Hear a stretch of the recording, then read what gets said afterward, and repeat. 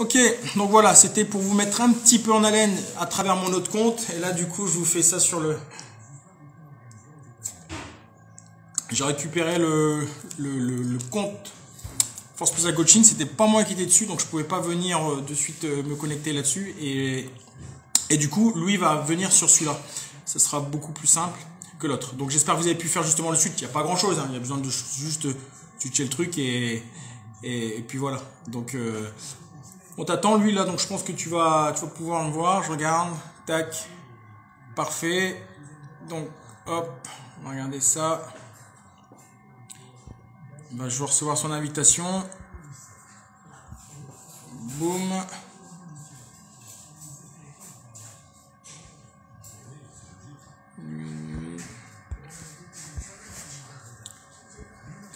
Alors, tac. En même temps, c'est pas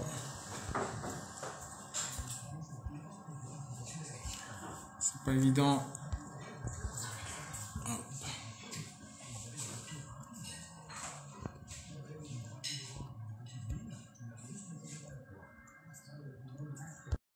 Donc là, j'ai envoyé la demande.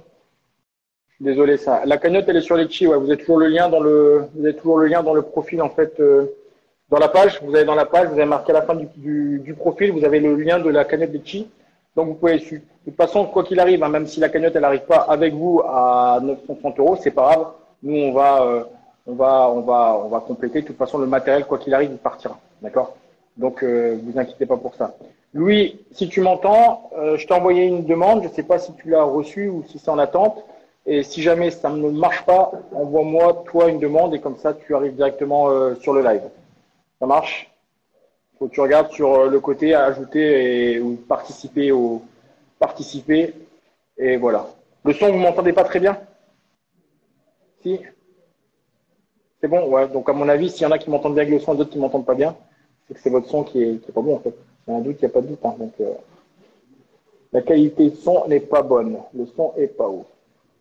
Ok, boum. Je regarde, tac. Je crois que c'est quand je fais la demande en fait la demande de connexion. Je crois que c'est là que ça bug. Hop,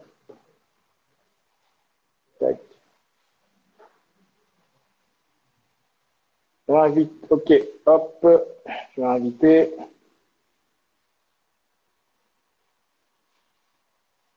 Hop. Alors attendez. On t'entend. Je peux enlever, attendez, je peux enlever, hein, sinon, hein. Bougez pas. Je vais enlever ça. Est-ce que vous m'entendez bien là?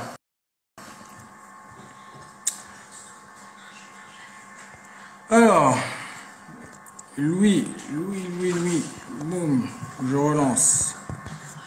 Je suis désolé en fait, hein, ça prend du retard sur le truc, mais comme on n'a pas eu le temps de répéter, parce que c'est pas notre job non plus. Tac.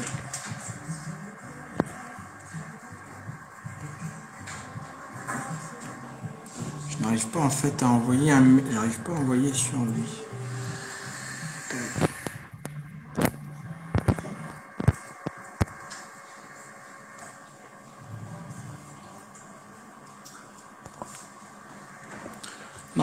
J'ai envoyé, salut lui, je t'ai envoyé une demande là. Donc essaye de voir si ça passe. Enfin, on y arrive.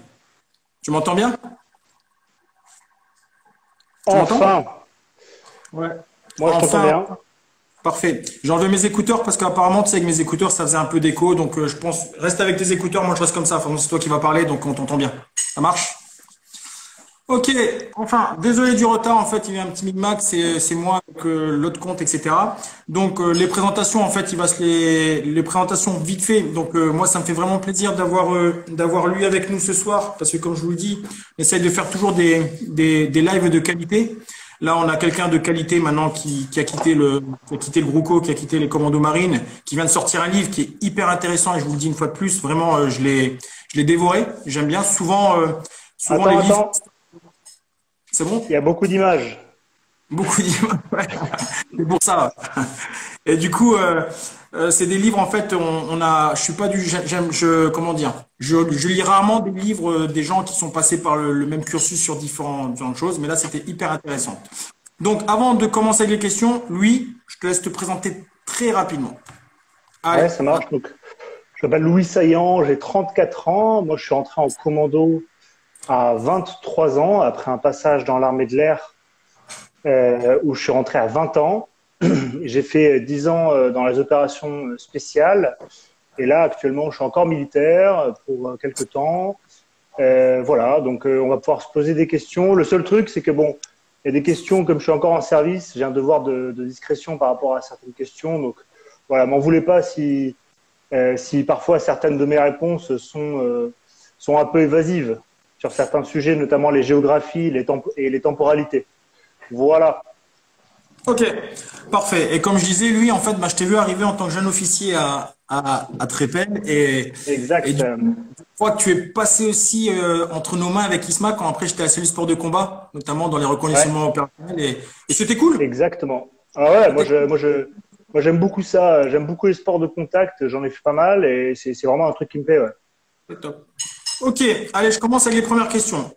Donc, on va faire dans l'ordre et puis celles, je pense, qui vont prendre le moins de temps. As-tu Marius comme instructeur au stage commando? En sachant, pour ceux qui connaissent pas Marius, c'est un ancien commando marine qui a fait une grande carrière aussi chez Commando, qui après a fait un film dans le cinéma et qui continue avec certaines émissions télé et tout, et qui était chez nous. Donc, est-ce que tu l'as eu comme instructeur? Alors moi, Marius, je l'ai pas eu comme instructeur. Je l'ai vu passer de temps en temps, mais c'était pas mon instructeur. En revanche, clairement, moi, pour moi, il fait partie de la mythologie des commandos marines.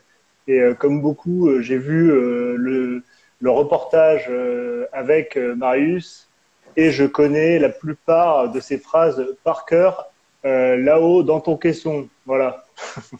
Exactement. C'est génial. C'est génial, c'est génial. Une deuxième question. Euh, Quels entraînements ou exercices des commandos marines tu pourrais conseiller pour rester en forme? C'est-à-dire que là, à travers cette question, c'est une chose que les jeunes doivent savoir, c'est qu'en mission, c'est compliqué de s'entraîner puisqu'on n'a pas forcément le temps et les missions ne font pas ça. Mais par contre, on doit toujours être bon physiquement. Donc, comment est-ce que tu fais pour gagner ça pendant les missions, etc. Alors déjà, ça dépend du profil des missions, hein. Il y a des missions où on a des conditions qui sont assez confortables. Si on est bien soutenu, on peut par exemple avoir une belle salle de muscu, une belle salle de CrossFit. Donc là, tout de suite, bon bah ça aide, hein, quelques accessoires cardio. Et donc du coup, on va pouvoir faire du vélo, on va pouvoir faire de l'haltéro, on va pouvoir faire un peu de CrossFit, de la course à pied. Alors la course à pied, c'est compliqué parce que en fonction des endroits bah, si on est là, c'est que ça pue un peu, quoi. Donc ça, parfois, c'est compliqué, notamment quand on est sur des bases avancées. Bon, bah, on peut courir dans la base si la base est grande, mais sortir, ça peut devenir compliqué. Alors, il y a toujours l'option qui se pose toujours, qui se présente toujours à nous pour la course à pied. C'est la course à pied avec bon, soit la radio, soit le téléphone et le flingue. Et là, bon, il faut avoir du matos un peu adapté pour pouvoir porter la radio et le flingue quand on nous l'impose. Alors généralement c'est l'arme courte, donc il faut avoir un petit sac à dos avec un petit peu de flotte et ce qu'il faut à l'intérieur pour se défendre. Mais sinon, s'il n'y a pas de danger particulier, on peut effectivement faire des gros footings. Donc ça c'est l'option beau temps, on va dire. Puis il y a l'option mauvais temps. Bon bah là c'est un peu les trucs élémentaires, hein. C'est pompe traction. Bon, la barre de traction, on arrivera toujours à en trouver une, hein. Ça, c'est élémentaire. Après, pour tout ce qui est sport d'haltéro, etc., bah, ça demande beaucoup de matériel. Donc là, bah, ça va plus être à base ouais, d'exercices concentriques, excentriques, un peu d'isométrie, un peu comme. Il y a un moment, je faisais pas mal d'exercices, un peu comme on fait en cellule de prison, où les mecs ils s'exercent entre eux. Tu sais, c'est le soulever ton pote, des trucs comme ça. Donc ça c'est des vrais exercices par contre, et ça peut vraiment être intéressant. Ouais, sac de sable, je vois passer. Effectivement, sac de sable, boîte de munitions en bois chargée en sable. Voilà, je vois que Teddy, ça te parle tout ça. Ouais, ça me parle sympa parce qu'en fait, c'était pareil. Nous, il y avait les boîtes de munitions, il y avait surtout même les packs d'eau, des fois, les packs d'eau qui servaient Ouais, pour pouvoir te rehausser, tout ça. Et ouais, c'est là où je trouve intéressant, et c'est ce qu'on essaie d'expliquer aux jeunes, c'est que le côté spartiate, il existe vraiment. C'est-à-dire que, tu vois, j'ai posté une absolument. photo il y a 2 jours sur le bâtiment Ephraim où il y a les barres de traction des espaliers, le sol, il est dégueulasse. Tu dis, et c'est là que sont passés tous les mecs qui sont en train d'être fort spécial, et il y a rien du tout, il y a pas de confort, il y a pas de fontaine à eau, il y a pas de musique, il y a pas, et c'est ça, en fait, le plus important. Et c'est top, c'est top, c'est top. Mais, Ouais. ok, cool. Et Et surtout du coup, quand on s'entraîne, enfin, quand on a un programme d'entraînement et quand on est en déplacement, typiquement, bah là, ça devient compliqué, quoi. Donc, comme tu dis, là, cette espèce de rusticité qu'on peut avoir dans notre vision du monde, ça nous permet de voir des accessoires de sport un peu partout et de se mettre de s'adapter à l'environnement quand effectivement, comme tu dis, c'est très dégradé. Après, voilà, moi je me souviens quand je préparais mon stage co, je suis parti en voyage de noces avec ma femme. Et bien sûr, dans le sac, il y avait une corde de 9 mètres, les grosses cordes de 9 mètres dans le sac. Il y avait, j'avais quelques accessoires comme ça. Ah c'est ouais, la ouais, base. et voilà. Hein. Et puis j'avais trouvé un arbre, je suis monté dans l'arbre, j'ai accroché et puis je m'entraînais dans l'arbre. Et je me souviens très bien, ma femme s'en souvient encore, j'utilisais ma femme comme poids pour les squats lestés. Donc je l'avais Ouais. sur les épaules. Bon, c'est un peu le truc à l'américaine là où voilà, mais ça marche bien hein. Quand vous connaissez bien le poids de votre femme, en fait vous savez à combien vous bossez. Donc C'est je clair. faisais ça, des squats avec ma femme. Et puis voilà. Et puis pour l'entretien, plus, je crois qu'il y avait une question, enfin, il y avait aussi ce sens-là dans ta question, je crois. Ouais, c'est ça. Le, Il y avait surtout c'est ça, c'est dire que dans les dernières missions là que tu as fait, on va dire qui demandent une concentration, qui demandent tu le dis très bien dans le livre, hein, et ça c'est pareil, c'est des petits trucs moi que je trouve génial parce que ça a traversé des générations. C'est ce truc qu'on a je suis toujours pareil, hein, je suis capable de fermer les yeux si j'ai besoin de m'endormir maintenant parce que et ce truc-là, des ouais, fois, le choix il se fait entre garder cette préparation physique ou alors tu vas t'entraîner ou ou tu vas dormir. Certains préfèrent dormir, certains préfèrent s'entraîner. Et donc, pour moi, est-ce que toi, tu es obligé à dire, écoutez, les gars, minimum, il faut faire du sport ou alors chacun est vraiment libre et celui qui veut s'entraîner, s'entraîne, celui qui veut pas s'entraîner, s'entraîne pas. Je parle de préparation physique, hein, je parle pas de tout ce qui est tir et tout, je parle vraiment de préparation physique. Comment est-ce que alors, tu, moi, j'avais une façon de voir les choses. Je considère que mes mecs, c'est des grands garçons. Ils ont tous leur goût, ils ont tous, voilà. Il y a des mecs qui sont fondus de course à pied. D'autres, ça va être le sport de combat, donc c'est la maillotche tous les jours. Et d'autres, ça va être le CrossFit, les X Games tous les jours. Les CrossFit Games tous les jours. Et du coup, ma façon de gérer ça, c'était chacun fait ce qu'il veut tous les jours, sauf le vendredi. Vendredi, c'est sport co obligatoire en groupe. Et donc, ça nous permettait d'avoir ce rendez-vous où voilà, on faisait un sport co. Alors, on essayait de pas faire foot tout le temps parce que en termes d'appui, c'est bien, hein, c'est cardio, mais il faut mettre aussi aux appuis, quoi. C'est aussi traumatisant. Donc, foot tout le temps, moi, ça m'allait pas. Donc, j'ai dit voilà, la règle, c'est tous les vendredis sport co et on change tout le temps. Et donc, du coup, on s'est retrouvé à faire du badminton, du tournoi de badminton, on a fait du water polo. imaginer? Alors ça, ah ouais. Mais alors, pour le coup, on connaissait pas. Donc, on était tous mauvais. on, on était tous à niveau. Mais par contre, qu'est-ce qu'on a rigolé. Et puis, on dort bien avec le water polo. Derrière, ça sèche pas mal. Ouais. Ok. Une autre question qui, pour ceux après qui vont acheter le livre ou qui l'ont déjà lu, vous allez avoir déjà la réponse, mais quand c'est quelque chose qui est important, parce qu'à chaque fois on nous pose des questions, comme je disais dans la team Force Official Coaching, on n'a pas entre parenthèses, de coach officier. C'est que des hommes, des sous-officiers et des officiers mariniers, des mecs de la marine. Et tu rentrais directement comme officier. Et je vais faire une question en deux. Et comment ça se passe en fait le recrutement quand tu veux entrer à la force spéciale en tant qu'officier? Comment ça se passe? Alors, moi, je suis rentré second maître dans la marine. Donc, je suis rentré sous-officier avant de passer officier par la suite. On peut faire ça. On peut aussi rentrer directement comme officier. Et il y a plusieurs voies pour ça. Donc, pour mon détail, donc moi, j'ai fait, comme j'étais ce qu'on appelle un transfuge, c'est-à-dire que je suis passé de l'armée de l'air à la marine, j'ai réussi à négocier pour pas faire mes trans et rentrer directement faire ce qu'on appelle le brevet d'aptitude technique à Lorient. Et donc, je suis sorti sergent, donc second maître directement. Ensuite, j'ai présenté un cours officier qui s'appelle le cours des officiers sous contrat.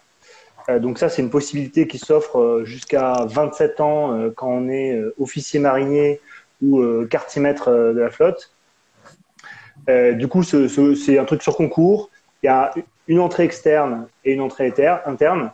C'est un travail il y a des tests psychotechniques, il y a des tests de culture générale, il y a des tests d'anglais et il y a un grand oral, donc un espèce d'exercice oral où on se présente face à différents officiers de différentes spécialités, puis nous pose un peu tour à tour pour évaluer nos connaissances et puis essayer de savoir un petit peu mieux qui on est.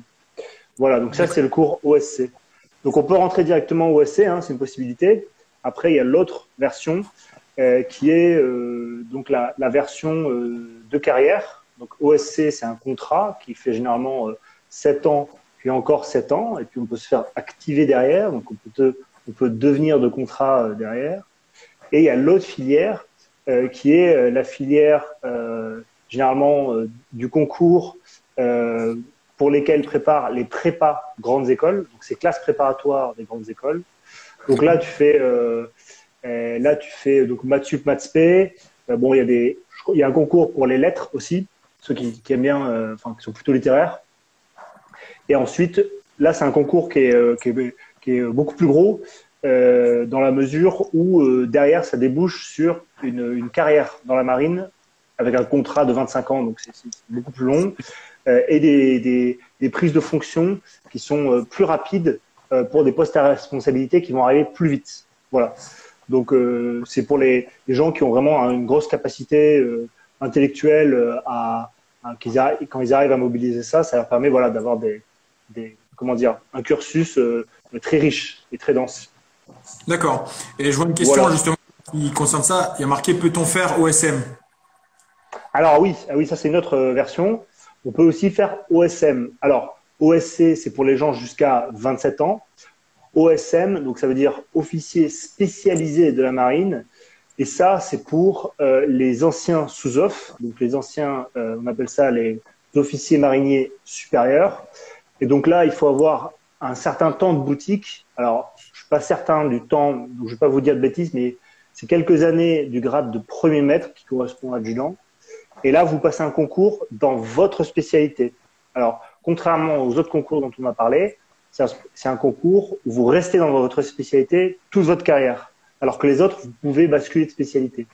Donc voilà, donc le gars qui est pompier pour la marine, il fait OSM quand il est officier marinier supérieur.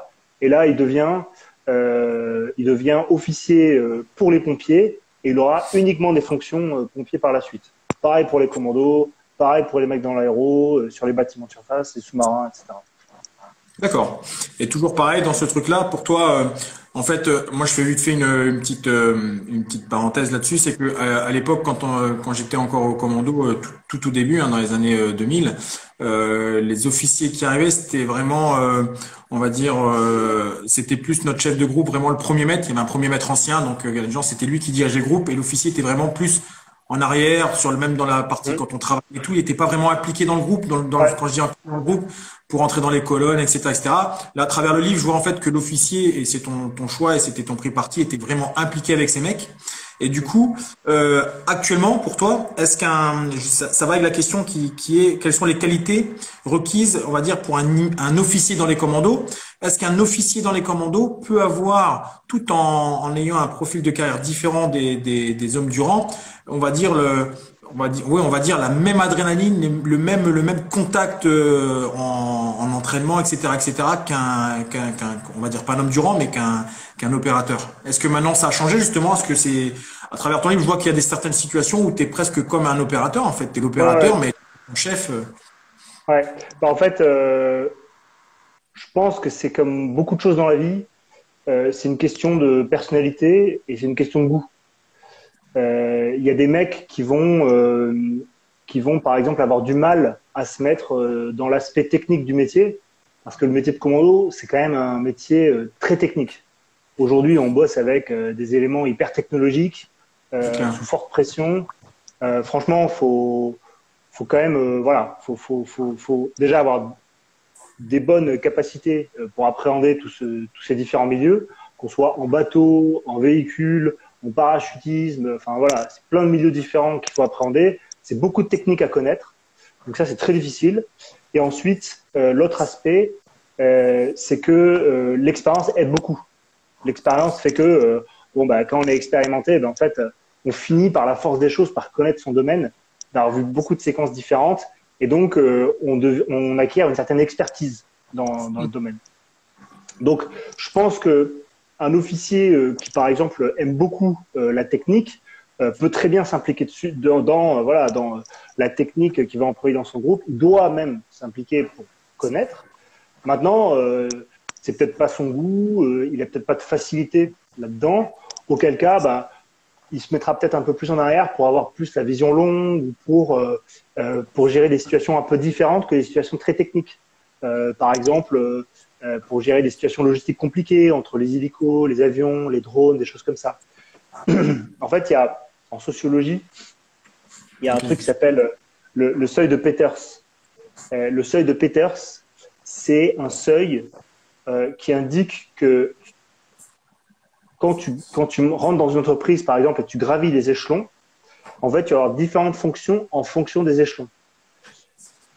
Mais comme on est des êtres humains assez simples, on a des goûts qui sont assez précis, qui changent pas trop dans nos vies, enfin qui se modifient, mais on a des goûts généralement, voilà. C'est le mec qui aime le contact, il va aimer le contact probablement toute sa vie. Donc du coup, à un moment dans ce changement de fonction, il y a une fonction où vraiment là, on sera hyper épanoui, c'est vraiment ce qu'on aimera, etc. Et ça, ils appellent ça le seuil de Peters. Et donc, il est différent pour tout le monde. Donc il y en a par exemple, leur temps, pour certains officiers, leur temps en groupe va être très agréable. Ils vont adorer ça, ils vont bien aimer leur boulot. Mais derrière, peut-être que le travail de prospective, de doctrine qu'ils vont avoir à faire derrière, sera peut-être moins intéressant pour eux. A contrario, bien sûr, il y a des mecs qui n'aiment pas trop, comment dire, qui n'ont pas trop de facilité sur le terrain, ça peut arriver. Même si voilà, on a tous des bases, on a tous les mêmes bases quand on rentre. Et derrière, par contre, qui va beaucoup s'épanouir à la réflexion, à la vision sur là où la marine doit être dans 30 ans, dans 40 ans, des trucs voilà, très géopolitiques, etc. Donc voilà, pour moi, c'est des seuils de Peters. Soit tu as un seuil de Peters quand tu rentres en groupe, que tu prends chef ops, etc. Soit tu as un seuil de Peters qui est un peu plus tard, et voilà. Mais après, ça t'empêche pas d'aimer ce que tu fais, que tu sois pas forcément dans le truc, ça t'empêche pas d'aimer. Ok, parfait, cool. Une autre question. Tac, tac, on va faire. Je vais en sauter une et je vais être certain. Un bon officier force spéciale doit-il être au contact de ses hommes pour assurer la cohésion et la confiance mutuelle en opération, ou alors il doit garder ses distances pour ne pas briser son autorité et le respect de la hiérarchie?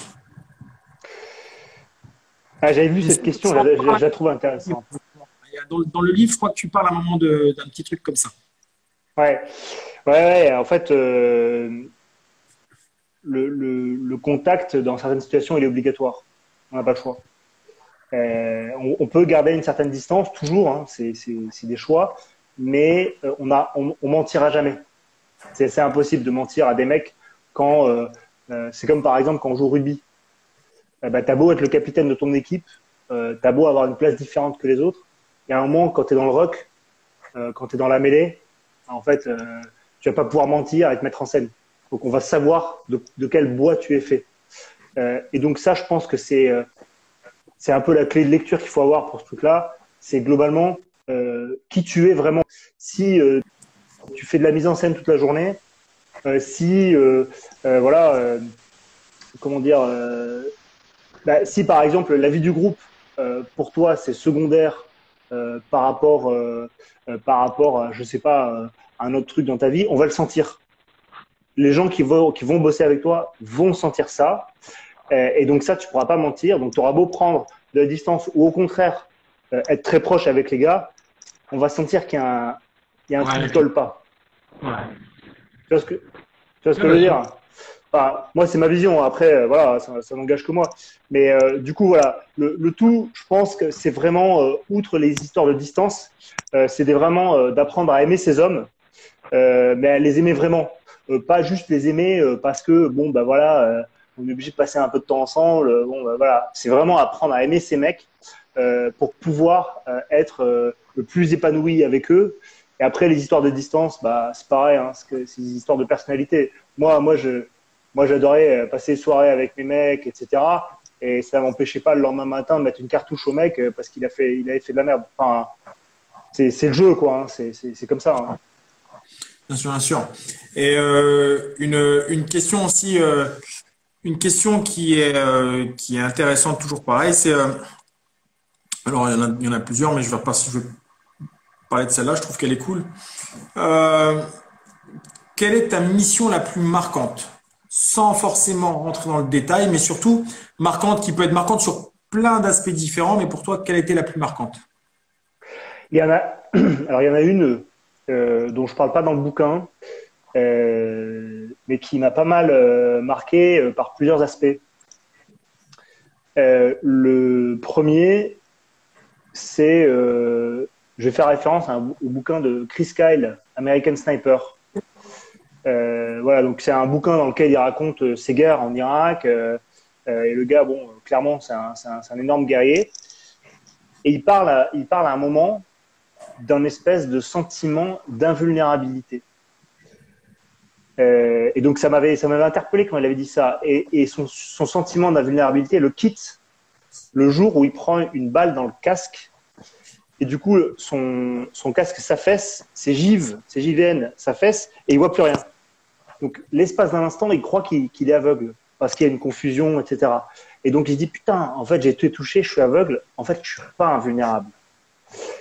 Et donc c'est une prise de conscience qui était intéressante. Et moi, il m'est arrivé une mission où on devait capturer un gars, voilà. Et le gars, il s'était réfugié, donc c'était une grande bande désertique.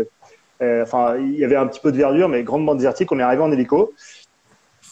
On était deux groupes, un groupe du CPA-10 et un groupe du commando marine.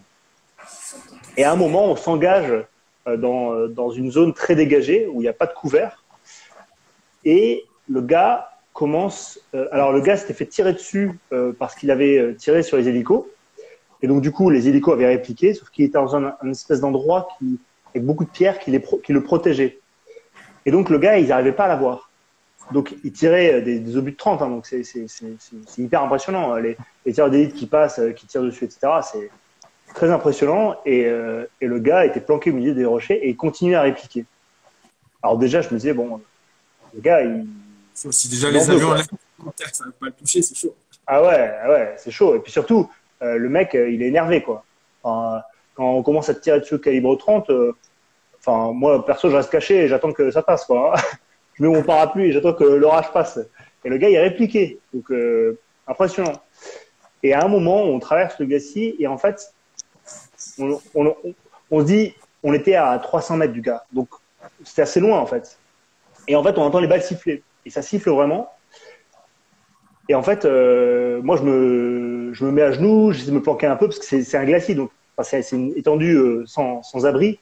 Donc du coup, bah, on essaie de trouver un truc, et à la fois, on entend que les balles sifflent, mais pas qu'elles claquent. Donc c'est une espèce de différence un peu bizarre. C'est-à-dire que quand ça siffle, c'est que ça tape pas près. Par contre, quand ça claque, c'est que c'est en train de taper pas très loin.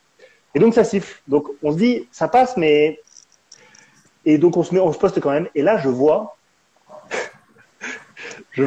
regarde à côté et je vois le groupe d'à côté de moi. Et il y avait mon chef, plus son radio, il y avait, bref, 2-3 mecs avec lui. Et eux, ils sont debout. Au milieu du truc, ils sont là et ils attendent. C'est pas Fiction. Ouais. Et moi, je leur dis, mais les gars, là, on nous tire dessus, planquez-vous. Et ils disent, ah ouais. Et puis, et en fait, je pense qu'ils étaient très, très occupés avec les hélicos, avec la gestion des drones, etc. Et donc, les gars, ils sont ils sont mis tous à genoux, ils sont planqués un petit peu, même si c'était un peu ridicule parce qu'on était au milieu de nulle part. Et bref, donc voilà. Donc en fait, je pense qu'ils avaient eu un peu ce sentiment de se dire, de toute façon, ça siffle, mais c'est pas pour nous, quoi. On sera jamais touché. Donc ça, c'est un peu bizarre. Donc je pense qu'il y avait un peu ce truc-là.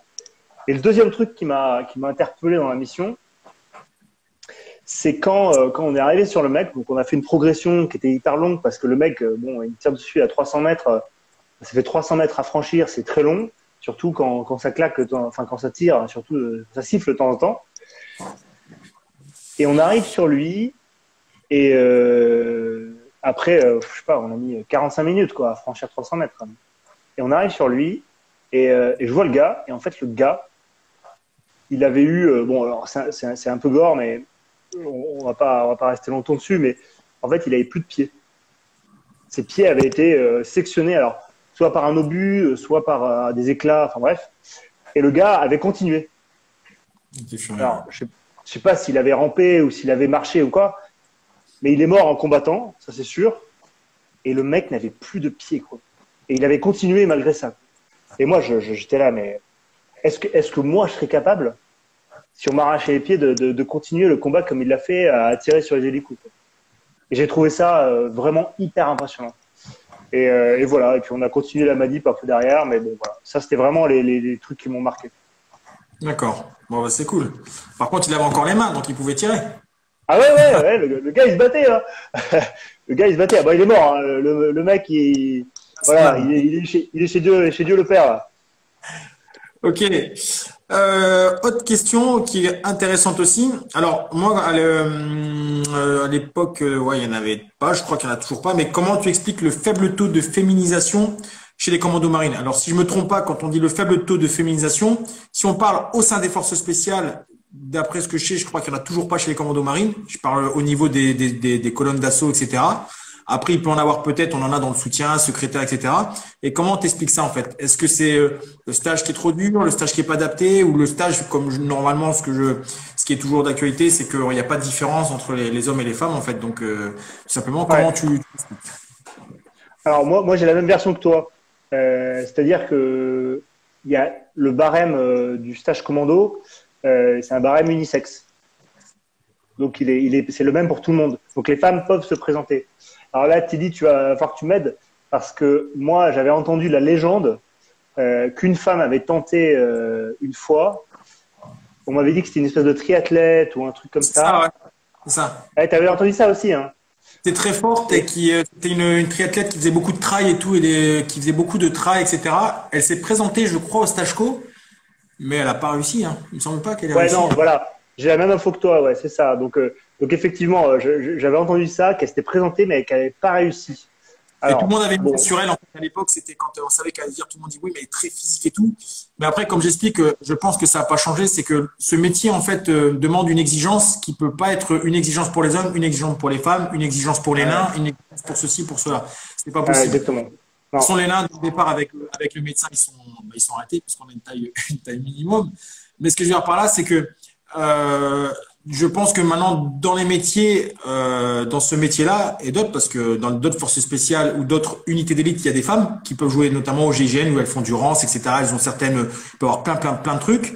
Nous, chez Ouais, nous, en fait, le problème, c'est que 70 kilos, le gilet pare-balles, les munitions, en sachant que vous allez faire la guerre maintenant, on peut pas dire, bah, ouais, écoute, tu porteras pas ça, tu porteras pas ça, c'est lui qui va porter, parce que lui, ce qu'il va porter, ça va rajouter du poids. Et donc, c'est pour ça que je pense qu'on peut pas avoir de mal, mais c'est ouvert. Et jusqu'à maintenant, il y en a aucune, parce que c'est vrai que c'est compliqué. Et on va dire physiologiquement, même une femme très très forte, crapahutée avec des sacs qui avoisinent presque les 60 kilos des fois, tout ça, ça devient très très compliqué. Donc c'est ça, mais c'est ouvert en tout cas, c'est ouvert. Et c'est pour ça ouais, que c'est ouvert.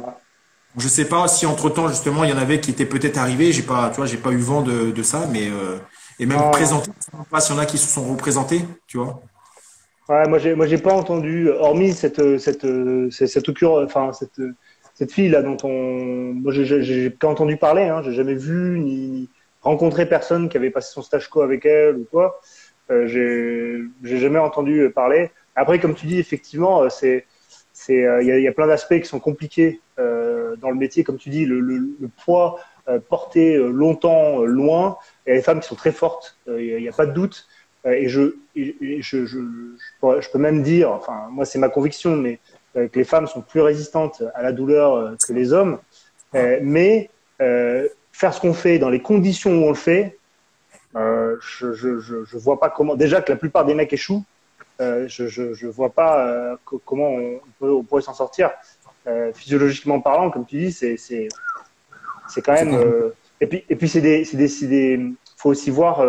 Il y a des situations où on a un niveau d'hygiène qui est proche de zéro, quoi. Enfin, ne serait-ce qu'au stage co.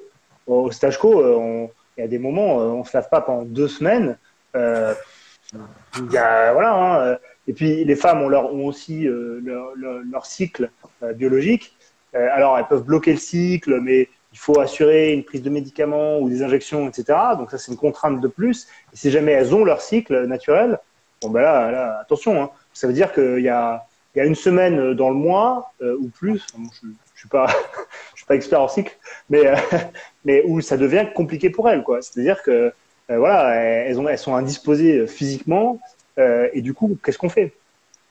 Ouais. Après, comme on dit, hein, on est vraiment là pour revenir là-dessus. Il n'y a pas de, c'est ouvert, c'est possible, mais pour l'instant, il n'y en a pas eu. Donc, on a hâte de voir. Et justement, moi, c'est une question, en fait, justement. Si demain, il y en avait une, vas-y. Moi, j'ai entendu une histoire.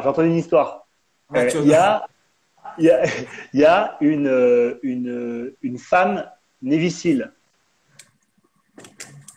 Peut-être, je sais pas, peut-être. Si. Elle a. Alors, pour le coup, c'est une situation un peu particulière parce que c'est un mec qui a fait le BUD/S, qui a fait tout le cursus névicile et qui ensuite a changé de sexe. Il a écrit un bouquin qui s'appelle Princess Warrior. Voilà, donc je fais de la pub pour les néviciles transsexuels.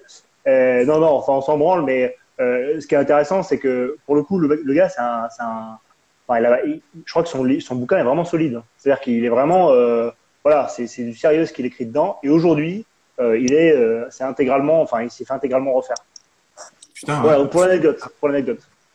Après, c'est clair, comme je dis, hein, les femmes, moi, je sais que j'ai fait le Chute Europe en 2001.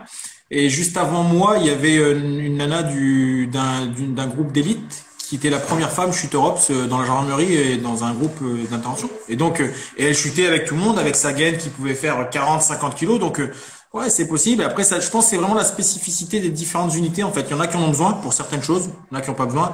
Moi, justement, par rapport à ça, on va un petit peu spéculer. Si demain, il y en a une qui sortait du stage et qui devrait intégrer ton groupe, et qui est très très bien tout ça, est-ce que ça te poserait un problème de l'avoir avec toi en colonne d'assaut et qu'elle parte avec les mecs, etc., sur le terrain et tout, ou alors tu aurais plus compliqué justement, disant parce qu'on entend toujours ce côté macho qu'on a dans l'armée qui est vrai pour certains et faux pour d'autres, mais comment tu verrais la chose? Alors, il y a si elle répond à toutes les exigences physiques qui sont drastiques, si elle répond à toutes les exigences physiques, ok. Maintenant, il y a un truc. Il y a un truc que moi j'ai souvent observé et c'est ce qui va me faire dire non en fait à la fin. Donc c'est à dire que c'est oui, mais non. En fait, ouais, ça finira sur non. Ça c'est voilà. Et je vais m'expliquer. C'est qu'en fait, les hommes ont un instinct de conservation qui est un peu mis de côté quand ils sont entre hommes, parce qu'il y a une émulation, il y a parfois un esprit de compétition, etc., qui est important et qui nous fait faire ce qu'on fait, quoi. Et qui nous apprend à nous dépasser. Et voilà, c'est une saine émulation en quelque sorte. Quand il y a une femme, ça change le regard des hommes et ils ont, même si c'est pas volontaire, ils ont un instinct de conservation pour la femme qui se développe plus fort. C'est-à-dire que ils vont veiller à ce que la femme aille bien, n'ait pas mal, soit pas en danger. Et alors, c'est Tsahal, donc l'armée israélienne d'infanterie, qui avait testé les femmes. Et d'ailleurs, ils ont beaucoup de femmes dans leurs unités combattantes, les Israéliens.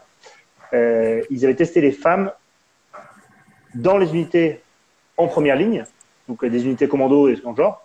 Et ce qu'ils avaient observé, c'est que dès qu'une femme était blessée, les mecs pétaient un boulon. Ah, ok, ouais. Les mecs pétaient un boulon, ils se mettaient à 10 pour essayer de la sauver, de la techniquer, etc.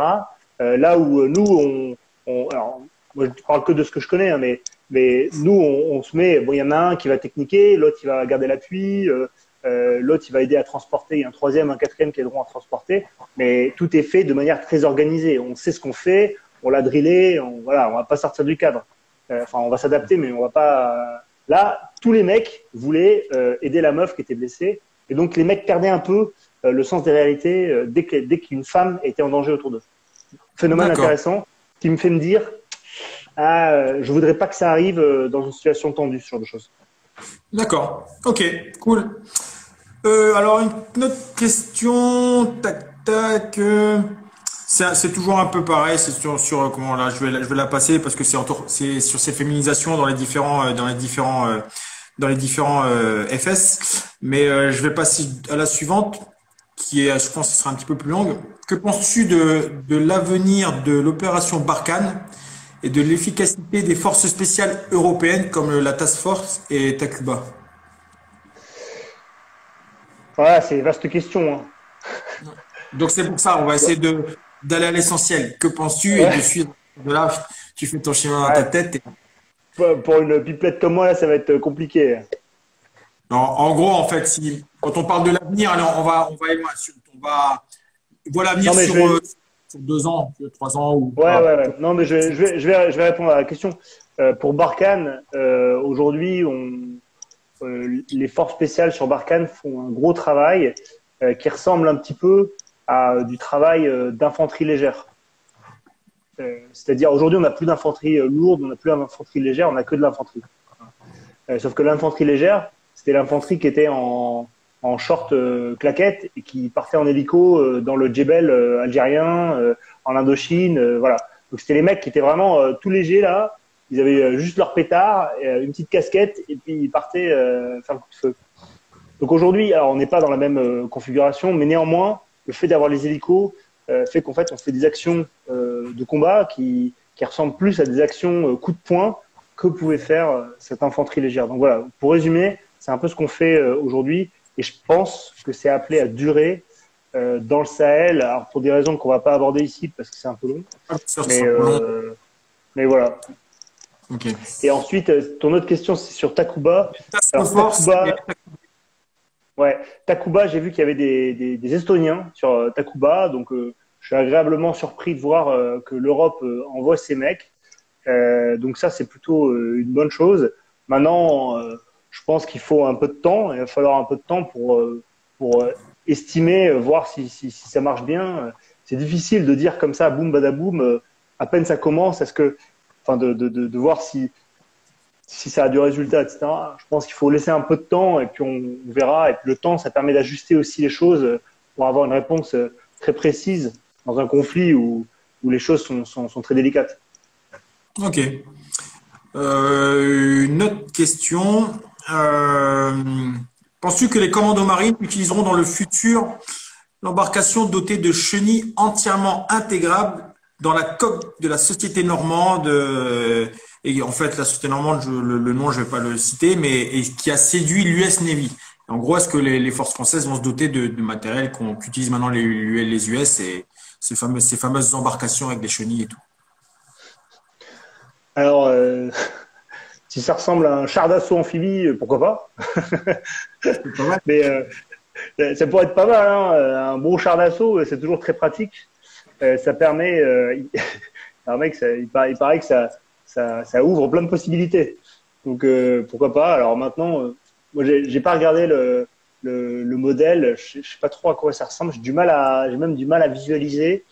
Alors j'imagine une coque avec des chenilles pour traverser peut-être des étendues d'eau, peut-être du combat fluvial, peut-être, je sais pas. À mon avis, tu sais, ça va être certainement le truc où tu peux être peut-être en subaquatique et après tu sors et t'es peut-être dans une espèce de carapace avec des chenilles qui fait une petite infiltration pédestre, tu vois, pour éviter de faire un changement de milieu, etc., etc. Je pense que ça va être quelque chose comme ça.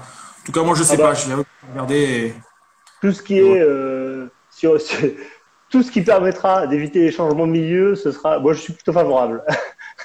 Si on peut éviter le putain de moment où on se retrouve en combi en train de se changer sur la plage, alors là, moi j'achète tout de suite par paquet de 10. C'est la base. Ensuite, moi j'ai une question qui est intéressante. Les missions en fait, elles ont vachement évolué. C'est-à-dire qu'à mon époque, donc moi je suis arrivé en 98 jusqu'en 2006, il n'y avait pas les mêmes missions, c'était pas la même époque. Les missions n'étaient pas aussi périlleuses que maintenant. C'est-à-dire que la guerre n'existait pas. Il y avait des conflits, mais c'était pas des zones de guerre comme maintenant. Comment est-ce que tu pourrais en fait par rapport aux jeunes, donc à savoir que Force Special Coaching, là, les gens qui nous regardent, tu as des jeunes qui veulent rentrer à l'armée, qui ont comment dire, étant donné qu'on en parle de plus en plus maintenant des forces spéciales, on a l'impression que c'est devenu de plus en plus accessible, chose qui est fausse. C'est-à-dire qu'on a toujours des recrutements où il y a que 10, 5% qui sortent, etc., etc. Par contre, on a du mal les jeunes ont du mal à se rendre compte que maintenant, quand tu pars, tu as vraiment une chance sur deux de revenir. Et ça, c'est la réalité. C'est pas de dire non, mais ça arrive qu'aux autres. C'est plus comme ça. Depuis les premiers conflits qu'il y a eu, on va dire en l'Afghanistan, parce qu'en 2006, c'est ça, ce qu'il y avait ouais, c'est ça, 2006, il y avait Loïc Lepage qui était mobile à l'époque à Jaubert, qui sont partis. Depuis ce moment-là, les guerres ont changé. Donc, qu'est-ce que doit prendre vraiment en compte un jeune qui désire se rentrer dans ces unités en sachant que en très peu de temps, et t'en parles un petit peu dans le livre, un jeune qui arrive, qui fait sa formation, on va dire de façon potentiellement un an et demi après, il peut partir au feu. Donc ça peut être très jeune. Donc qu'est-ce que tu peux comment est-ce que tu peux les aiguiller ou leur dire vraiment sans parler de la réalité des choses parce ils peuvent le voir mais pas le comprendre forcément. Mais comment est-ce qu'on fait pour se préparer à ça en disant bah ok je vais servir la nation, le truc de la navigation, mais j'ai quand même envie de revenir et tu vois tous ces trucs là. Ouais. Je pense que déjà, il faut s'imprégner. Déjà, faut, faut être bien clair dans son esprit. Et ça, je trouve que la déco aujourd'hui des commandos, des bâtiments des commandos aide vachement. Même quand on se balade à Alfusco, enfin, on se balade, quand on fait son BAT, etc., on voit la photo des mecs voilà, qui sont passés à trépas. Et c'était nos frères d'armes. Et ces mecs-là sont physiquement, ils sont plus là. Et ils ont laissé des femmes et des gosses qu'on peut parfois croiser sur base. Hein. Donc ça, c'est une vraie réalité. Et je pense déjà ça permet d'avoir un petit peu ce goût des choses et de se dire ok, en fait, lui, il s'est sacrifié pour nous et je risque de devoir payer la même facture. Il va falloir que à un moment là, ça va être du réel. Et donc, je pense qu'aujourd'hui, un jeune qui se présente, faut qu'il ait clairement ça à l'esprit. Maintenant, c'est pas pour autant qu'il faut psychoter. Enfin, faut pas se dire ok, je pars au carton quoi. Enfin, je pars à la bagarre, ça c'est clair. Je risque d'y passer, ça c'est clair. Mais il faut aussi se dire que meilleur il sera à l'entraînement, mieux il sera préparé, et moins ses potes et lui auront de chances d'y passer. Et ça, c'est hyper important. C'est-à-dire que le mec qui part en se disant bon, allez, je vais me faire une petite mission de 4 mois et puis on revient, non, c'est fini ça, terminé. C'est le mec qui part, il prépare. Alors, j'ai eu une conversation récemment avec un collègue à ce sujet-là parce que c'est une question délicate sur la préparation des testaments. Parce que jusqu'à maintenant, on faisait pas de testament. On faisait pas. Il y a un truc qu'on faisait pas, c'était la photo du mort. C'est une photo. Quand on a un mort dans les armées françaises, là, il y a une photo qui sort. Alors, je sais pas si vous avez remarqué, mais quand c'est un mec de l'armée de terre, on a une belle photo en uniforme avec leur beau béret, l'insigne, le drapeau français derrière, etc. Quand c'est un commando marine, en fait, il y a une photo prise en mission, c'est une photo prise pendant une manip, un exercice, etc. Donc, ça montre qu'en fait, on prend pas ces photos-là. C'est un peu peut-être de la superstition. Hein. Bah ouais, je comprends. Hein. Bien sûr. Mais je sais qu'à Pinfin, par exemple, là, ils ont commencé à faire les photos, à Pinfin-Tegnaud, au commando de Pinfin-Tegnaud, ils ont commencé à faire ces photos-là, parce qu'ils savent que maintenant, bon, bah, là, c'est plus pour jouer, et que c'est trop con, que quand ils meurent, ils n'aient pas une belle image qu'ils puissent conserver de ces gens-là. Donc voilà, donc pour résumer ma réponse, être bien conscient que c'est la réalité, pas psychoter, et se préparer comme si vraiment, comme si c'était votre dernière mission, quoi. Comme si c'était voilà, la mission ultime. Ok. Et justement, au contraire, j'ai remarqué aussi, parce que j'ai pas mal de jeunes, des anciens, des jeunes commandos qui me contactent, et puis des jeunes que j'ai vu arriver et tout. J'ai aussi l'impression que pour beaucoup, les carrières sont quand même assez courtes maintenant. C'est-à-dire Ouais. que beaucoup viennent voir, beaucoup passent le stage co, et nous, en fait, moi, mon époque, c'était vraiment, voilà, c'était dès que t'avais le béret vert, c'était le Graal, donc tu t'accrochais parce qu'en fait, les places, c'était, tu partais, t'étais vraiment plus sûr de revenir parce qu'il y avait tellement, il y avait quand même un petit peu de monde, mais c'était très compliqué. Ouais. Là, en fait, vu que tout s'est intensifié, on a des jeunes qui sortent au bout de 5, 6 ans de commando, 10 ans de commando et même un peu moins de certains et ils ont pas tout vu, mais ils ont déjà vu beaucoup. Et en fait, ils changent complètement et ils arrêtent. Donc, est-ce que pour toi, c'est pas une question qui t'est préparée, mais est-ce que pour toi, c'est important aussi ce côté un petit peu qualité avant de rentrer dans l'armée? C'est-à-dire, quand je dis qualité avant d'entrer dans la marine, c'est peut-être d'avoir son bac, forcément, je crois qu'on le demande toujours, mais d'avoir peut-être un niveau d'études ou un niveau de quelque chose en disant que ça se passe pas bien, je quitte, j'ai quelque chose. Je suis pas juste l'assisté dans l'armée et que j'ai tout donné, mais en fait, au bout de 5 ans, je m'aperçois que c'est pas fait pour moi et je sors et j'ai rien, j'ai arrêté l'école, machin, j'ai fait tout ça. Est-ce que c'est important, justement, puisque c'est de plus en plus technique, de garder un certain cursus civil qui, quelque part, après, quand tu vas quitter, va pouvoir te servir par la suite quand tu vas quitter l'armée, va pouvoir te servir par la suite dans le civil. Je sais pas si c'est clair ce que j'ai dit. Si, si, c'est très clair. Ah ouais, c'est clair. Ouais, bah, je pense que tu as raison. En fait, ce qui est intéressant pour deux raisons.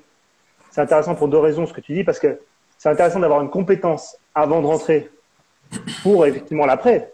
Donc voilà, si je fais un CAP boulangerie, je finis mon CAP et je rentre.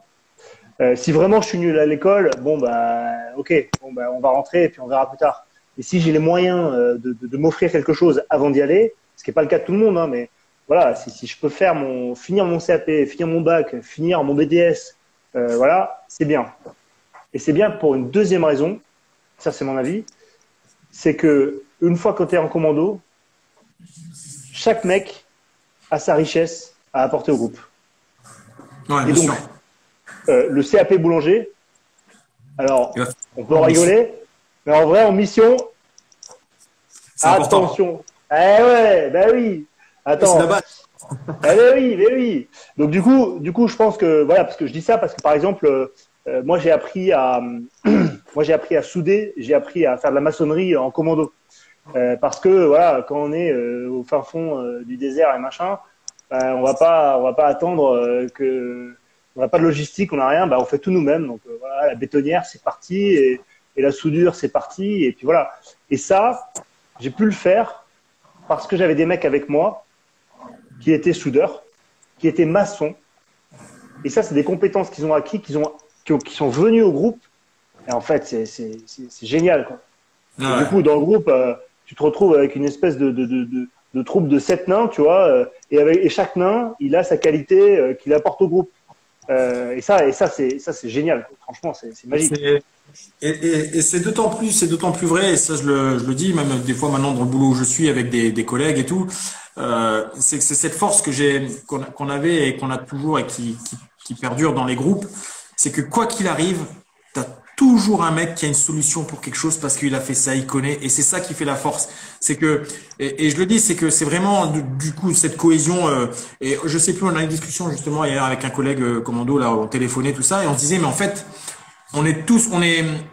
la cohésion, elle a un sens vraiment important parce que on arrive à mettre sa vie dans la main des autres, d'accord? Donc, c'est une famille quand on est ensemble et tout et tout. Mais il y en a certains, tu connais même pas leur épouse peut-être, tu connais pas leurs enfants parce qu'après, une fois que tu sors, bah on n'est pas forcément amis avec tout le monde. Mais quand tu es en mission, tu es prêt à donner ta vie pour chaque personne. Et c'est ça qui est énorme, on va dire, dans cette partie un peu cohésion, un peu frère d'armes, un peu où tout le monde se complète. C'est que voilà, et ça, tu le retrouves pas partout en fait. On va dire l'individualité, elle a pas de place, elle a pas de place. Et on en a eu, je pense que tu en as eu. Quand tu vois quelqu'un qui est un petit peu trop individuel, ça passe pas en fait dans le groupe parce que tu peux pas en fait. Et comme tu le dis, si à chaque fois tout le monde sort et t'en as un qui sort jamais, à un moment ou l'autre, il y a un décalage et ça marche pas. Et puis c'est tous ces trucs là. Et pour revenir justement sur les compétences, bah ouais, les compétences c'est génial. Tu vas te retrouver dans le truc. Je sais pas si ça se fait encore, mais moi je me rappelle d'un super pote. C'était encore l'époque, tu sais, on avait toujours on n'avait pas le temps. Il y avait beaucoup plus de temps pour faire des jeux Nathan, comme on dit, tu sais, des super jeux intelligents. Donc, il y avait des chefs qui voulaient la chantilly sur le terrain. C'était comme ça. Ben, Ah, bah, heureusement qu'on a. j'ai fait ça. Les mecs, ils te demandent, ils font des trucs, ils te veulent la chantilly pour boire mon café. Donc, le café, on l'a, mais la chantilly, on l'a pas. Donc, il fallait trouver. Et puis, tu as des mecs, Ouais. moi, honnêtement, je savais à 18 ans, je veux dire, quand tu me donnes comment je vais faire de la chantilly, j'avais aucune idée.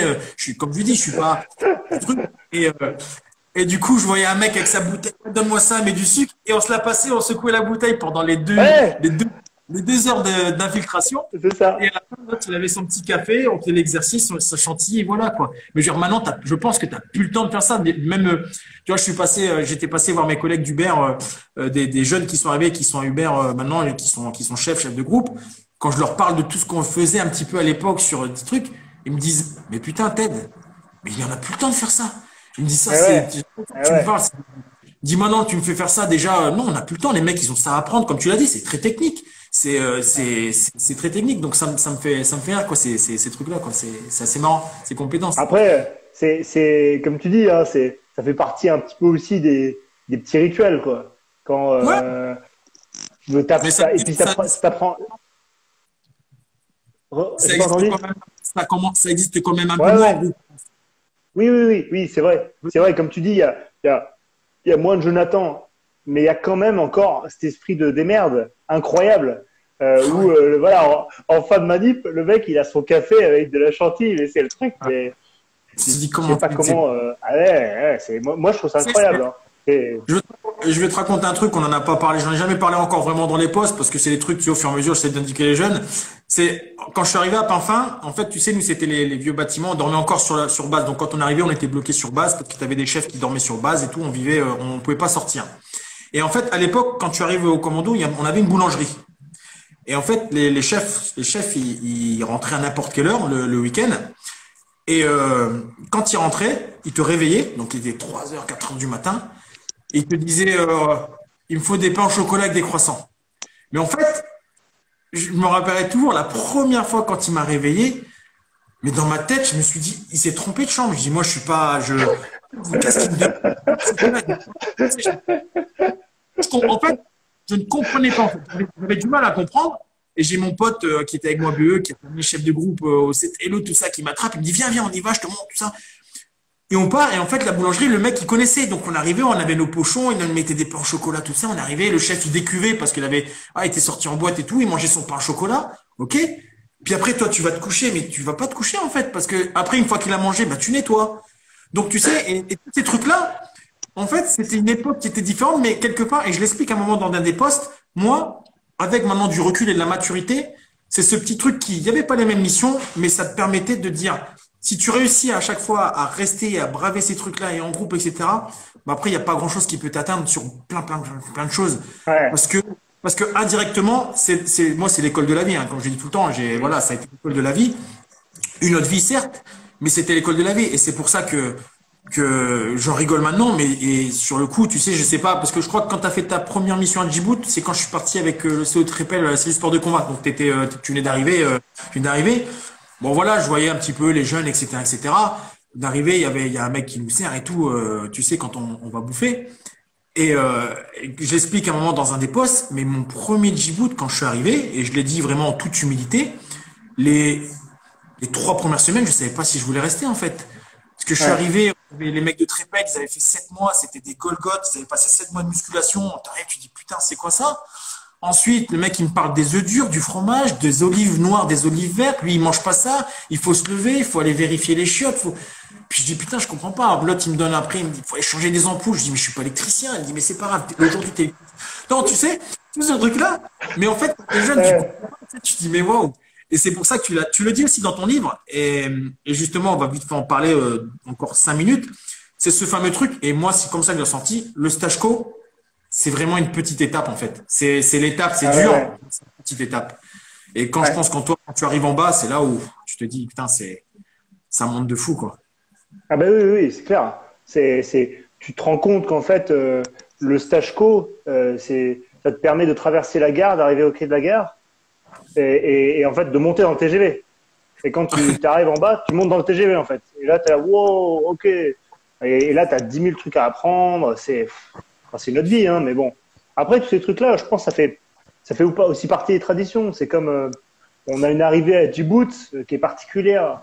Où, voilà, c'est le premier Djibouti. Bon, bah, ouais, c'est toujours pareil, hein. Et donc, voilà, c'est un truc, on prend le temps de le faire.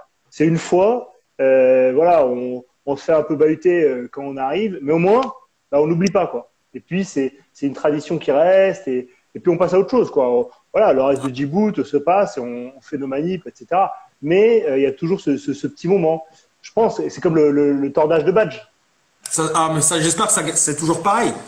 Mais bien sûr, toujours tordage de badge, obligatoire, obligatoire, parce que c'est une épreuve, et puis tout le monde l'a fait depuis toujours. Tous les mecs en commando, tous ils ont vu leur badge se faire tordre après, bon voilà, une nuit agitée. Mais je pense qu'il n'y en a aucun qui imagine de pas tordre le badge de ces jeunes, quoi.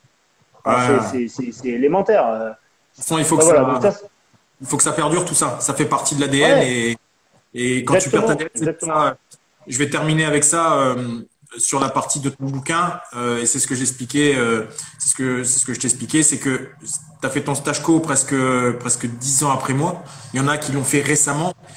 Et en fait, ce que moi j'ai vécu au stage co, ce que toi tu as vécu, ce truc, en fait, c'est pareil, en fait, ça change pas. Et je pense que si tu changes ça, eh ben, en fait, tu perds forcément, tu perds l'âme des commandos marines, en fait. On perd tout ça. On ne peut pas changer ça.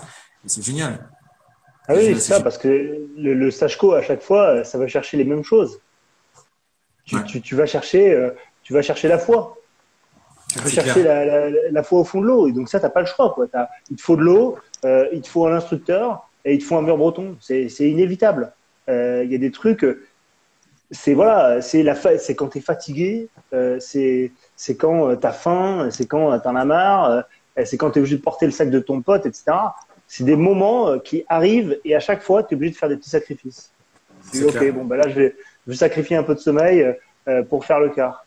Là je vais sacrifier la douleur que j'ai sur ma main pour quand même faire ce BST, quand même faire cette épreuve machin. Et tant pis pour la douleur, quoi. Enfin, et ça c'est des trucs. Peut-être le paiement aussi, peut-être pas grave pour la douleur. Et ouais, c'est ça. Et je suis obligé de sacrifier quelque chose. Et à chaque fois, à chaque étape, tu es obligé de sacrifier un truc. Et c'est ça, en fait, qui t'apprennent. Et tu sacrifies des trucs, en fait, dans le civil ou ailleurs, enfin, c'est quand même assez rare de sacrifier les trucs que tu sacrifies là. Enfin, moi, franchement, tu vois des mecs partir sur des épreuves ou faire des marches avec des blessures du Moyen-Âge. Ouais. Et tu te dis, mais les instructeurs, ils laissent faire ça. Mais oui, parce qu'ils ont l'œil, ils regardent, et au moment où ça ira pas, hop, ils te rattraperont, mais ils vont te laisser essayer.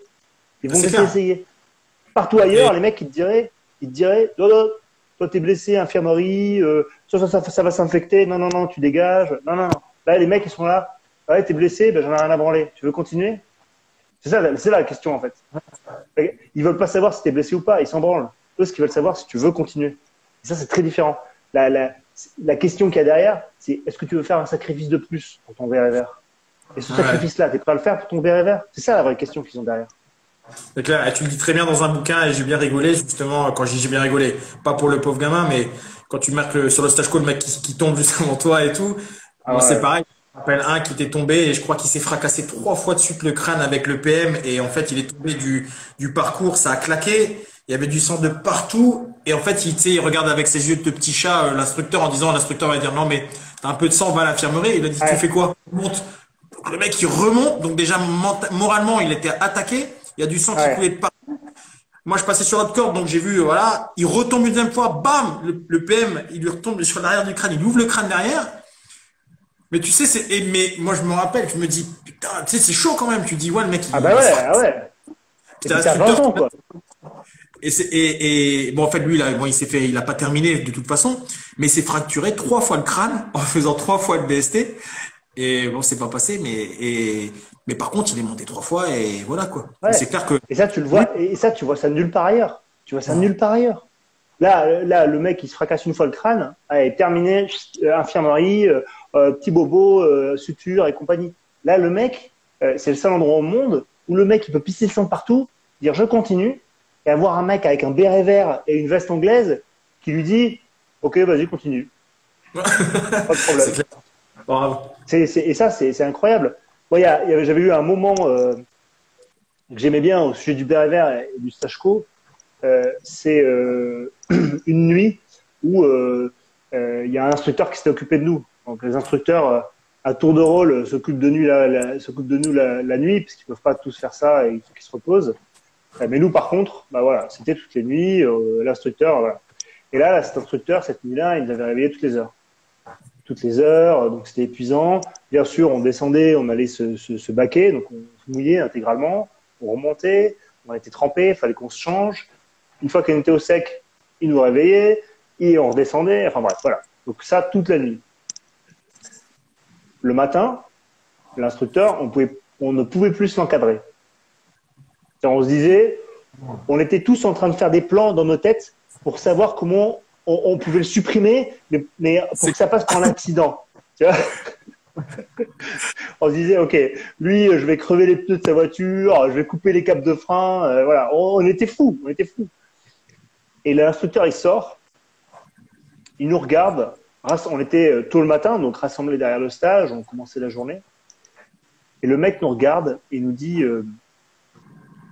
je sais ce que vous sentez, vous êtes tous furieux contre moi. Ça ne sert à rien d'être énervé contre moi, parce que l'ennemi ici, c'est pas moi.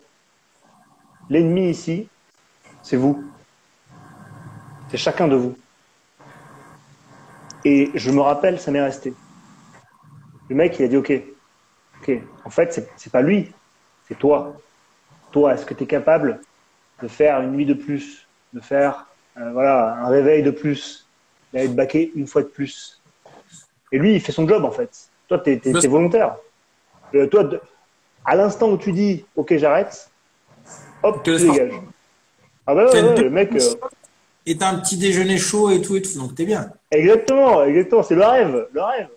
Et l'instructeur, lui, il dit, bah vas-y, dégage, pas de problème, voilà. Et c'est toi, en fait, c'est toi qui te retiens là, c'est toi qui endure tout ça. Et je trouve que, pour moi, le béret vert, c'est un peu ça, en fait. Dans ma vision, c'est, en fait, tu as vaincu ton espèce de double maléfique. Tu as vaincu ce mec qui voulait pas se lever le matin. Tu as vaincu le mec qui voulait pas aller courir, qui faisait trop froid pour courir. Tu as vaincu ce mec-là. À chaque décision, tu l'as vaincu. Et à la fin, en fait, c'est vraiment le symbole que je trouve qu'on a quand on a le béret vert sur la tête. C'est ce symbole-là, en fait. C'est de dire, ok, je l'ai vaincu. Il n'est pas mort, il sera toujours là. Et aujourd'hui, je lui ai mis une énorme claque. Ouais, voilà, moi, c'était un peu le symbole que j'avais pour le béret vert. C'est clair. Mais vraiment, mon dernier truc, c'est que, et tu le dis aussi dans ton bouquin, moi, le stage co, j'ai mis à peu près entre 5 et 8 mois pour récupérer physiquement. Et comme physiquement, je comprenais pas, j'avais pas d'anémie, mais en fait, on va dire à 19h, il n'y avait plus de son, plus de lumière, je dormais, tout ça, le cumul de fatigue, puisqu'on dort vraiment très très peu, etc., etc. Et ouais, j'ai mis presque 8 mois pour récupérer physiquement. Et il y a eu des études qui ont été faites, notamment des études et des choses qui ont été vues avec notamment un doc qui fait partie de Force Special Coaching. Tu sais pas, tu l'as connu, Tristan, Dominique Tristan, qui était médecin chez nous au commando. Je sais pas si tu te rappelles avec des médecin ostéopathe, Tristan. Un petit trapu. Ça dit quelque chose. Ouais, ça dit quelque chose, ouais. Voilà, il a fait les stages commando pour moi, tout ça. Et après, lui, il a vécu, il a fait les stages co, il a terminé, il avait les côtes cassées, etc., etc. Bref, il a terminé. Et il a fait des études et en fait, il avait, pour bien récupérer physiologiquement du stage commando marine, faut compter entre 6 mois et 1 an. Faut être vraiment au plein de tes capacités. C'est-à-dire que ça veut pas dire qu'à côté de ça, tu marches et t'es un zombie, c'est pas ça. C'est juste que physiologiquement, la façon dont il est donné, tu es bien entamé. Donc voilà, c'est hyper important. C'est ça. Ouais, moi, moi, j'étais handicapé. Hein. Moi, je suais 5 litres d'eau par nuit et je bouffais de la codéine tous les jours. Sinon, j'avais mal à toutes les articulations. Et pourtant, ça allait, comme tu dis. Tu vois, j'étais pas un zombie. Je faisais des activités normales, mais arrivé le soir, oh là, ça allait plus. Je me couchais hyper tôt, comme tu dis. Hein, c'est clair. Ça me rassure. J'ai jamais vu honnêtement, j'ai jamais vu une seule fin de film pendant la sortie de mon stage co. Chaque film, je voyais le début, le générique, les acteurs, je m'endormais, je voyais jamais la fin. Jamais. C'est ça. Je sais pas si tu l'as vécu. Pareil, on allait à des repas. C'était comme ça. À 22h, j'étais à table. Je commençais, tu sais, j'arrivais plus, en fait. Je pouvais plus tenir. ouais. J'arrivais plus. Je m'endormais tout le temps. On me dit, putain, t'es tout le temps fatigué. Je dis, ouais, mais j'en peux plus, quoi, j'en peux plus. Ouais. C'est dur. Et tout le temps, tout le Ouais, temps. moi, Mais non. au début je me posais des questions. Hein. Au début, je me disais, putain, il y a un truc qui va pas, quoi. J'ai chopé une maladie hyper grave, un truc. Enfin, vraiment, j'étais hyper inquiet au début et je me disais, putain, est-ce que je vais guérir? En vrai, je me suis demandé à un moment si j'allais guérir ou si j'allais rester comme ça toute ma vie. Et en fait, au bout de 3 à 4 mois, j'ai commencé à avoir des améliorations, etc. Donc, je me suis dit, bon, ça va. Et à un moment, je me suis dit, putain, j'ai chopé un truc à vie, quoi. Un palu ou un truc. Tu vois, je sais pas, je me disais, ça y est, c'est fini pour moi, quoi. C'était Ok, spécial. Hein. Louis. Super. Bon, je vais pas te retenir plus longtemps. En tout cas, dernière chose. Donc, le bouquin Chef de guerre, il est en rupture de stock partout. Putain, comment on Ouais, fait? Les gens. on l'a réimprimé, là. On a réimprimé. Là. Ok, alors, oui, On a comment réimprimé. on peut l'acheter? On peut même pas. Alors, on peut commander sur Internet et on peut commander en avance dans toutes les librairies. Vous dites que vous commandez et ils le mettront de côté quand ils le recevront. Ok, parfait. Et là, on va te retrouver. Alors, Ouais. j'ai vu un petit peu. On te retrouve de plus en plus sur les plateaux télé, sur les émissions et Ouais. tout. Donc, le but, c'est quoi? C'est de faire passer maintenant des messages. C'est ton nouveau challenge. C'est de discuter. Ouais, Ouais. c'est. En fait, moi, moi, il y a des trucs qui me tiennent à cœur. Bon, hormis mon job que j'adore, hein. Enfin, j'adore ce job, mais il y a des trucs qui m'ont un peu déçu, euh, on va dire, sur la gestion long terme des conflits. Alors, c'est pas du tout un truc politique, hein. Ouais, bien Pour moi, sûr. ça va un peu au-delà. C'est plus dans la réflexion de pourquoi on mène ces conflits et pourquoi on n'arrive pas au bout. Et c'est une longue question que j'entame, sachant que je pense qu'aujourd'hui, on a un problème notamment avec le terrorisme islamiste et qui fait que je pense qu'on a du mal à le définir correctement, à savoir exactement ce que l'on est. Enfin, une espèce d'énorme amalgame avec tout l'islam. Et je pense que c'est une vraie erreur parce que si on arrivait à les cibler correctement, à connaître notre ennemi, c'est ce qu'on apprend en commando. Hein. C'est la base. On étudie son ennemi pour mieux savoir comment le choper. Donc Ouais. là, c'est un peu le modèle. Voilà. J'essaie de développer ça doucement. Donc, on verra où ça nous mène. C'est une Eh ben, réflexion que je lance. on va suivre tout ça. En tout cas, je te remercie du temps. Honnêtement, Bah, Louis, merci bah, voilà. Teddy, hyper Ça me fait bien de sympa, voir hyper sympa.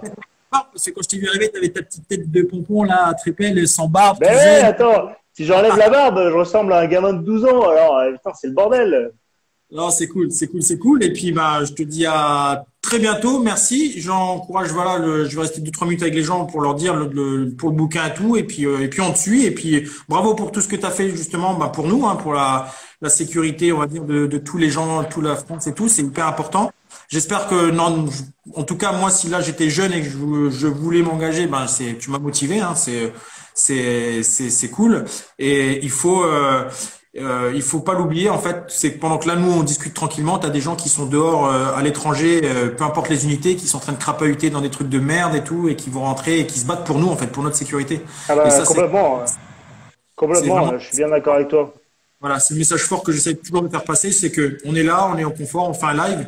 Donc, il y a des mecs qui vont sortir peut-être cette nuit et on croise les doigts pour tous ceux qui sont allés à l'étranger, mais aussi bien en France, hein, les unités d'élite qui font aussi pas mal de boulot. Hein. Je parle vraiment de tout le monde. Là, il y a pas de, c'est l'armée en général. Et heureusement que vous êtes là, parce que sinon, bah, ce serait un petit peu la misère, quoi. Voilà. Bah, sympa, merci Teddy. Alors moi, je vais faire mon petit laïus à mon tour. Je te remercie chaleureusement pour l'invitation. Je trouve ça très sympa de parler à tous tes suiveurs. Là. Je trouve ça hyper cool. Et je trouve que ta boîte là, moi, ça me fait très envie. Je trouve que c'est une belle boîte avec un beau projet et je suis sûr que ça va amener beaucoup de gamins beaucoup plus loin qu'ils peuvent ne le penser. Notamment tous les gens qui nous regardaient. N'hésitez pas à consulter Teddy parce que pour le coup, c'est un mec qui est hyper sérieux, il est très connu dans le milieu, tout le monde le connaît, il est particulièrement qualifié avec tous ces sports de bagarre. Ouais. Il a mis des roustes à beaucoup de commandos, sachez-le, en toute simplicité, hein, en toute amitié. C'est des roustes Ouais. amicales. Donc n'hésitez pas à aller le voir parce que pour le coup, c'est un très bon mec. Ça marche. T'as Et dit sur ça, en fait, ce, on va péter la gueule maintenant. Tu sais, ça va être le challenge. On va péter la gueule, hein. eh oui, c'est ça va être la bagarre. C'est la Attends, bagarre. la bagarre, c'est la vie, c'est la vie. Ça marche. Merci en tout cas, Louis. Et puis, je te dis à plus tard. Ça Merci. roule. Salut Teddy, à plus. Merci. Ok tout le monde. Bon, j'espère que ça vous a plu, que c'était, en tout cas, voilà, c'était cool, ça fait plaisir. Euh, je fais vite fait encore allez, 2 minutes de petites questions parce qu'en fait ça passe tellement vite, on n'a pas le temps de lire, etc. Donc je suis déjà désolé de tout ça. On peut pas répondre à tout. Donc le live, de toute façon, on va l'enregistrer. Vous allez pouvoir. Il y a une partie qu'on va essayer de remettre la première partie que j'ai fait sur mon autre compte. Je vois là, Juju, je t'avais pas vu, pardon, excuse Ken. Donc il y a Ken, il y a quelques commandos marines et deux anciens qui sont aussi sur le truc, mais ceux qui sont encore d'actifs, vous voyez juste leur pseudo, mais vous savez pas qui ils sont. En tout cas, voilà, c'est cool. J'espère que ça vous a plu. Vas-y, le générique de fin. Je te vois, Ranou. Le générique de fin, ouais, t'as raison. Le prochain live qu'on va faire, donc je vous mets un petit peu dans la confidence, comme ça va permettre un petit peu de réfléchir aux questions et tout.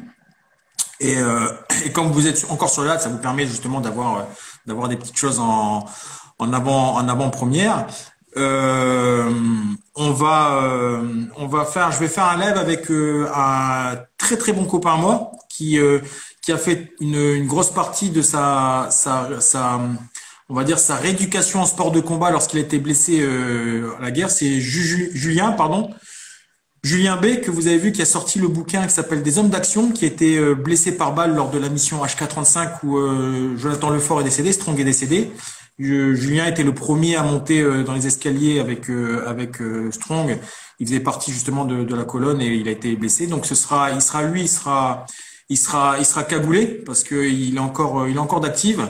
Mais ça peut être intéressant, notamment, toujours pareil, d'avoir une vision un peu différente de ce qui se passe actuellement dans les missions actuelles, les missions qu'ont vécu aussi Juju qui est là et qui fait partie de la team, hein, préparation mentale, Julien, vous voyez. Donc c'est hyper intéressant, je pense, et ça vous donne, en tout cas moi, c'est à mon petit niveau, c'est vraiment de vous aiguiller, qu'on puisse vous donner la chance justement de discuter avec des gens comme ça, d'écouter des gens comme ça.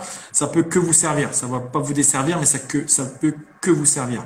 Donc le livre qu'il a écrit, ça s'appelle Hommes d'action.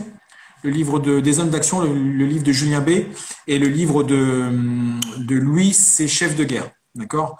Donc voilà, donc le prochain, vous verrez l'annonce. Pareil, les questions que vous pourrez poser, et puis il va se prêter au jeu. Et puis voilà. Merci à tout le monde. À bientôt. Ah si, encore un petit truc pareil. On va faire aussi, excusez-moi, j'ai oublié. On va faire un petit jeu concours avec la marque French Warrior qui donc se suit. La casquette, il a fait une casquette French Navy. Du coup, il va avoir une casquette à gagner très bientôt. Il faut qu'on prépare ça, là, les gars de la team. On prépare un petit poste et il va bientôt avoir un petit jeu concours encore pour gagner une petite casquette. Partagez le message, demandez à vos amis et tout de vous connecter, de suivre cette partie-là. N'oubliez pas, Force Special Coaching, notre force qui est propre au groupe, c'est d'avoir cette polyvalence au sein de tous les gars qui sont dans la team, d'accord? Peu importe où vous voulez aller, il y a les mecs qui sont compétents. Notre force, c'est que tout le monde est passé vraiment par ces unités, soit en tant qu'opérateur, soit en tant que coach, etc. Donc ça, c'est hyper important. Et une fois de plus, en plus. Et en plus, je veux dire, c'est que c'est cool et on se prend pas la tête et ça reste cool. Voilà. Je vous dis à bientôt. Merci en tout cas pour votre fidélité et puis à bientôt. Salut tout le monde. Salut.